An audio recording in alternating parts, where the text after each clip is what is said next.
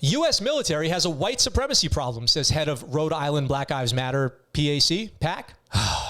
And that's pretty much all I had to see. The head of the Rhode Island Black Lives Matter PAC on Memorial Day decried what he said is patriotic white supremacy in the United States military and told Go Local he believes the U.S. has a military problem. The United States has a military problem, is what they say. On today's Memorial Day, my thoughts are with the kids preyed on and placed in the military because the government refuses to still provide jobs. Thinking about the people still here who lost themselves fighting wars they had no interest in, or the innocent people on the other side of these fights. As if everybody on the other side of American conflict is innocent, is what he's saying.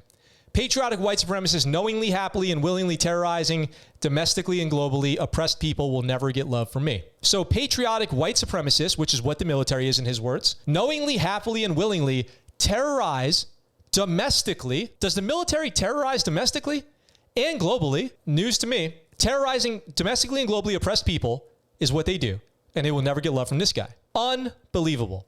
So here's all I needed to see, right? For me to go, the internal debate I've had is over. Support the idea, not the organization, right? I guess that's where I stand. Tuttle spoke with Go Local Prov on Tuesday to talk about his views on the matter. The U.S. has a military problem. This is his quotes, okay? This is something the U.S. always had a problem with in terms of imperialism and conquest.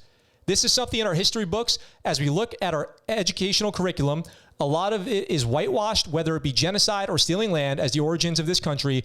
That is settler colonialism. I would say the military is white supremacist. That is a quote. I would say the military is white supremacist. The U.S. has a history of killing and bombing and enslaving directly or indirectly, backing military or governments that have committed genocide. We are very much the Roman Empire, the superpower. You could point to times where the military has taken actions that made things way worse, right? Or you find out that the military acted in ways that were nefarious when you get the bigger picture that the government had directed the military. But the military only does what the government directs them to do, right? People join the military to fight for, positive values that America projects, right? Then there have been times where even Iraq, right? George Bush said Iraq was a regrettable choice. That's not to say that everybody in Iraq is innocent, or that, including ISIS, right? Is ISIS innocent?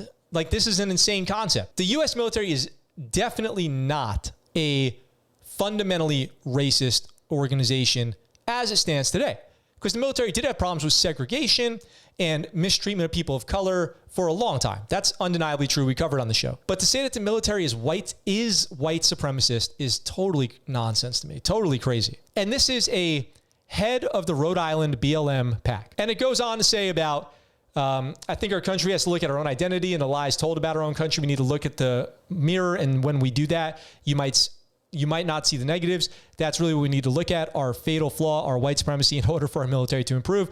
We need to bring back troops who are committing violence against innocent people and ask, who are we protecting? Is it people or resources such as oil? To that, I always say, your neighbor would kill you over oil. Just so you know. Or if you're listening to this, you would kill your neighbor. Okay?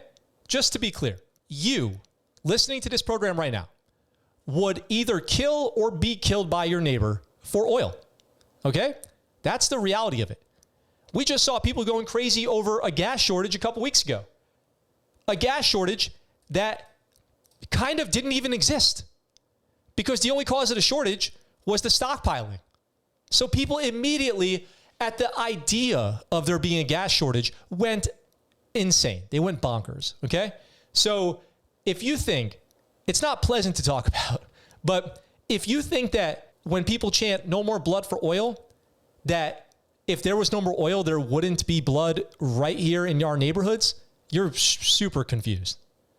Any resource that we enjoy the luxury of having in abundance in the United States, if it stopped, there would be instant violence. And if it continued to be absent, it would be the end of everything. So just something to consider. What's up, guys? Thanks for watching that clip from our live show. We're live right here on YouTube, Sunday through Thursday, 1800 Pacific Standard Time. If you want, come on by, join the chat. I'd love to hear from you. If you like that video and you want to see more, consider checking out this video right here or subscribing to the channel with this button right here. I look forward to talking to you really soon. I'm out for now.